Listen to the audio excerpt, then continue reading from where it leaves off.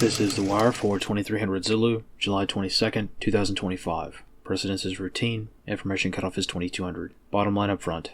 Violence continues in Syria. Microsoft software vulnerability results in cyber attacks on SharePoint users. Airmen killed due to malfunctioning service pistol. Investigation underway to determine causation. Beginning with international events in the Middle East, the civil war in Syria continues as before, with various tribes continuing to consolidate gains in their respective areas. The Jolani government remains largely centered in Damascus, and most of the violence continues in Suwaida. Analysts comment. Most Western nations are still pretending that a ceasefire exists and is in effect, when in practice there is no such cessation of hostilities, as tribal violence and random executions of civilians are becoming more common on all sides. An American citizen aligned with the Druze was executed a few days ago, drawing concerns of what the international response will be to the escalating violence throughout the region. So far, there hasn't been much interest from the international community to get involved in Syria again, with the exception of Israel and Turkey, who are the biggest external nation-states involved in the conflict so far. However, this is Syria, and things happen quickly here. On the home front in the United States, Microsoft has faced scrutiny for their response to a recent software vulnerability that was recently announced. Over the weekend, Microsoft revealed the discovery of a critical vulnerability within the SharePoint ecosystem, which was discovered after thousands of government and enterprise-level customers experienced significant cyber attacks, mostly from well-known Chinese hacking groups. Analysts comment. This morning, it became known that this vulnerability was actually already known, and was identified by Trend Micro, a cybersecurity firm, which found the exploit back on July 8th during a hacking competition. Microsoft allegedly issued software fixes to patch the vulnerability. However, a few days ago, malign actors were observed utilizing the exploit anyway, confirming that Microsoft's efforts to patch this SharePoint bug were ineffective. In Washington, D.C., the Department of the Air Force has launched an investigation into the M18 service pistol following the death of a service member due to safety concerns. The U.S. Air Force will cease all issuance of the M18 platform while the investigation is ongoing, following several other government agencies which have already halted the use of this weapon system due to safety concerns. Analyst comments for this wire. For those who are not aware of the implications of the M18 scandal, this scandal has been building for some time and opinions are sharply divided. Sig Sauer has been the center of much controversy surrounding the P320, the civilian designation of the M18 service pistol, after multiple reports emerged from owners regarding the pistol not being drop safe. Most modern handguns incorporate some sort of drop safety into their design, which prevents the pistol from firing if the gun is dropped. After admitting there was a problem regarding the drop safety on early P320s, SIG issued a recall and allegedly fixed the issue. However, after some time, an entirely separate series of issues began to be reported, namely that in some cases the pistol would discharge on its own at random while holstered. When these reports came out, Sig Sauer did everything in their power to silence these concerns, and several public relations efforts were undertaken to shame and gaslight P320 owners into thinking that the problems were entirely the result of the end user and not a design flaw. However, despite the months of denial, problems remained. Several law enforcement agencies halted the use of the M18 a few months ago after very well-documented cases confirmed that sometimes the M18 will fire a chambered round while holstered, in some cases without even being jostled or otherwise manipulated,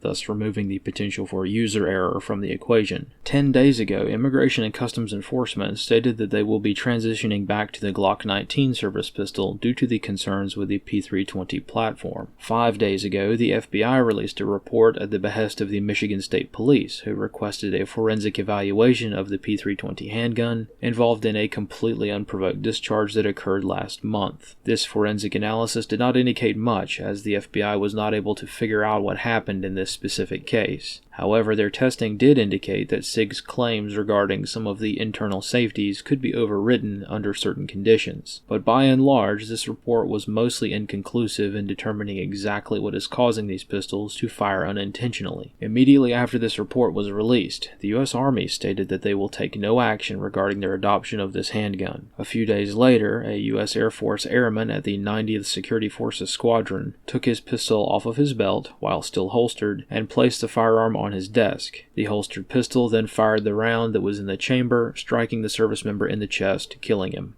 As most people outside the gun world may not grasp the gravity of this situation, understandably so, this incident has the potential to be the Ford Pinto of the gun world. Thus, once more details come to light, This may end up being one of the biggest defense procurement scandals of all time. In short, everyone knows there's a problem with the P320 or M18 platform, but right now Sig Sauer is the only entity that seems to know what's going on with their pistols, and they aren't talking. The FBI doesn't have the technical know-how to engineer a test to recreate what is going on, but pistols keep going off regardless. And this time, a service member is dead because of the hesitation and lack of aggressiveness to investigate these incidents. Sig Sauer has been sued well over a dozen times regarding this handgun safety concerns, but once again this has been a tough problem to solve, and not many people are willing to put in the work to find the flaw, or to fight very well-funded legal efforts to stifle the identification of a problem with the P320 platform. Most people are treating this situation with kid gloves because the firearms community is big business, and throwing around allegations of a design flaw that can kill someone is a dangerous game. In the civilian world, most firearms enthusiasts have been aware of the problems for some time, but once again haven't been able to nail down exactly what the problem is. Since there are other alternatives to the P320 platform on the market, oftentimes the juice wasn't worth the squeeze when it came to figuring out what is going on here. Most people didn't feel particularly strongly about the issue either way. If someone was concerned about it, then they would select a different firearm and move on, no big deal. The issues couldn't be reproduced reliably, and there was enough gray area in the civilian world to allow for some people to keep using the P320 with no issues, but others deciding that it just wasn't worth the risk after years of scandal, especially with a wealth of other firearms on the market at a similar price point that didn't have the headache of scandal surrounding them. In the professional defense procurement world, however, it's a much different game. Regarding the M18s in the U.S. Army alone, the contract that was awarded for this pistol was over $580 million,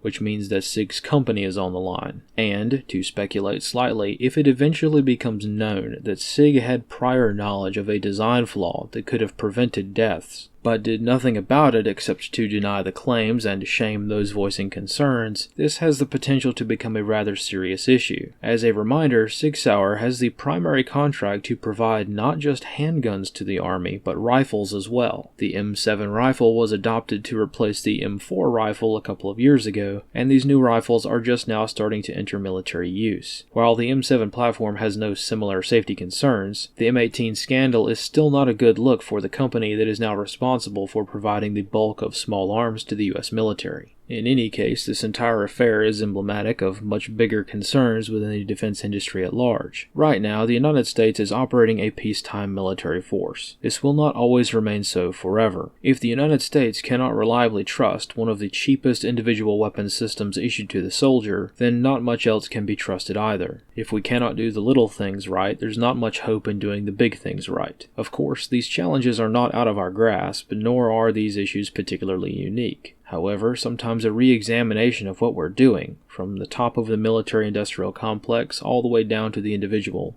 is helpful for staying on track for the challenges ahead. This concludes The Wire for 2300 Zulu, July 22nd, 2025.